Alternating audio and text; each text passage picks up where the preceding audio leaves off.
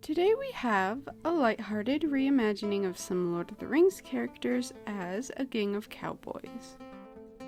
Inspired a bit by my favorite anime, Trigun, I thought it would be fun to draw the Fellowship as if they were characters in a western. I'm starting off with Frodo, whose clothes don't stray too far from his film costume, which I'm using as a reference in order to make the characters most recognizable. Since the hobbits have 18th century inspired clothing, they don't need to change too much to look like they could fit. Now to take a moment to welcome all you lovely people to Laurel and Artistry. Then we're on to our next hobbit, Samwise Gamgee. I took a few more liberties with Sam's outfit, most notably giving him a poncho, which seemed like a reasonable inclusion.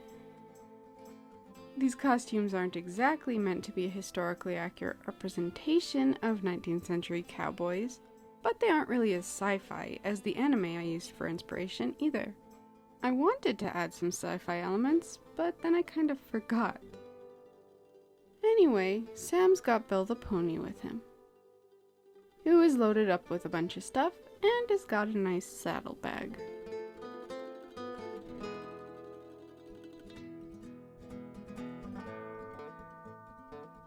I give Sam some rope and time to draw Mary. Again, quite similar to the movies. Cropped trousers, waistcoat, jacket. The biggest departure probably being the ribbon bow tie I gave him.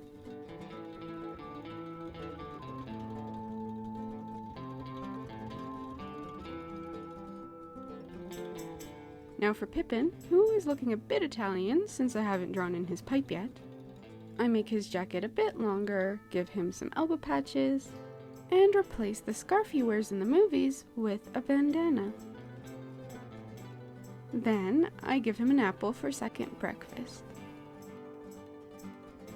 I thought my version of Pippin was looking rather adorable already, but I concluded that he needed a nice little bowler hat.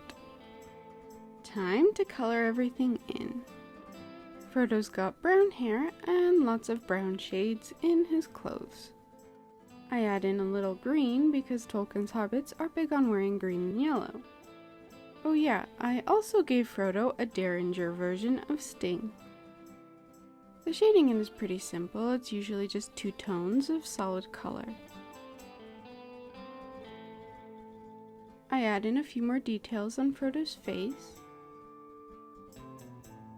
and just thicken up some of the black lines to give a tad more contrast.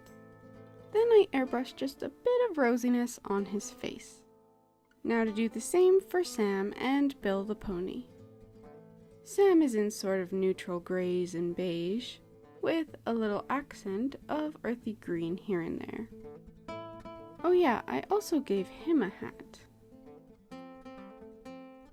I was planning on having this whole video out last week, on my birthday actually, but I'd been traveling for 2 weeks prior and didn't have enough time to work on it during the trip, so I wasn't able to get the video done in time.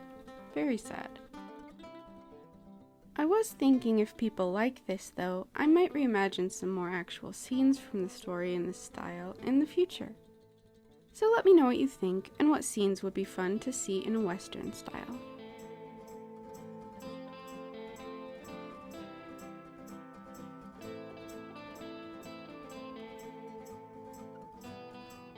I decided to brighten up Sam's hat a bit so he stands out more from his pony. Make the black a bit bolder in some parts. And adjust the coloring. Now for Mary and Pippin. Mary's got an earthy green jacket, a yellow waistcoat, and I make his tie and trousers a dark green. Shade him in.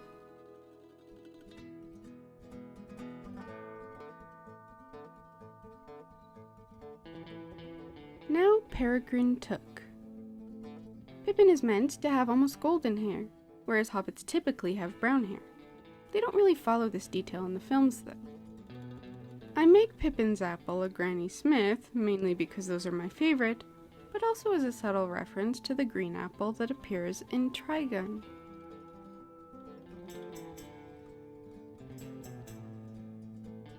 Let's zoom in a bit and work on some of the details around the faces, such as eyelashes, a bit of black shading, rosy cheeks, and some freckles for Pippin. I really want to get across with this design that young Peregrine Took is still pretty much a boy, that Lord of the Rings is basically a coming-of-age story for him. They couldn't really focus much on that in the films, but I still think they did a good job showing him mature. Okay, now that our hobbits are done, time for the rest of the Fellowship. Let's go to Gandalf, who is wearing a long coat of some kind, with a cravat and a waistcoat underneath, cowboy boots, and a slightly pointed cowboy hat. And of course his staff, which I didn't really change much. Apparently Tolkien envisioned Gandalf having a beard with no mustache, but I find that unacceptable and refuse to draw a mustacheless Gandalf. We move over to Aragorn, who I put in a duster, boots, fingerless gloves, and a cowboy hat. Oh yeah, and I also gave him a cigar. The style of the duster coat being another subtle reference to Trigun and Vash's coat.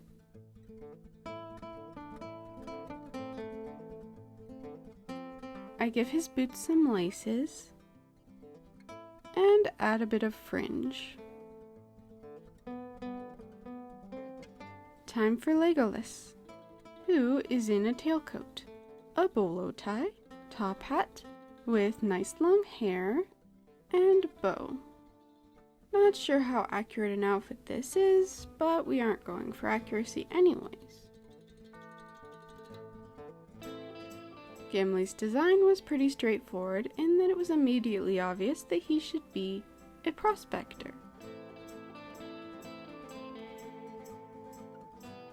For Boromir, my goal was to just make him look cool and tough, like you don't want to mess with him.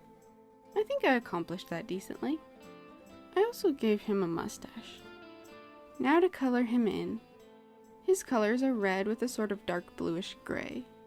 His belt buckle's got the Tree of Gondor. And I almost forgot to draw his horn. Oops. The cuffs of his sleeves are golden brown. And I decided he needed some spurs. I don't know what you call this style of shirt, but I really quite like it. I finished shading Boromir in, and now it's time for Gandalf. His cravat is silver, his jacket gray, and his hat is blue. I don't know, my Gandalf's design might be a bit boring. Sometimes it's hard to think of anything that interesting to do for a character. I give Legolas silver hair, and dress him in greens, grays, and brown, with some silver details like buttons. I also put pinstripes on his trousers. I wanted him to have a bit of a gentlemanly look. Gimli is in some dark jeans with a rusty red shirt and some purplish brown details. And I wanted him to have a bit of a ruddy skin tone. I add some red lines to his shirt to create a bit of a plaid pattern. Moving on to Aragorn, he's in earthy tones, but come to think of it, these colors might blend better in a forest than into dry plains. Oh well. Give him some stubble. Finally, our fellowship is done, and we'll create a simple background. Put in the last little details of some smoke from the pipes and cigar. And there you have it, the Wild Western Fellowship.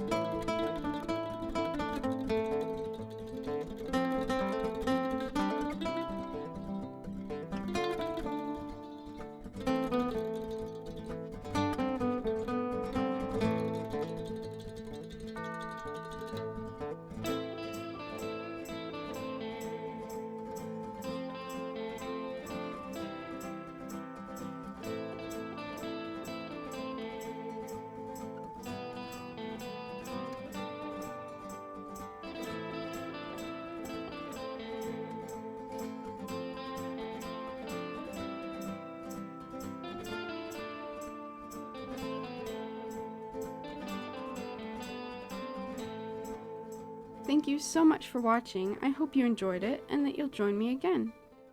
In the meantime, remember, an apple a day keeps the ring wraiths away. Ciao!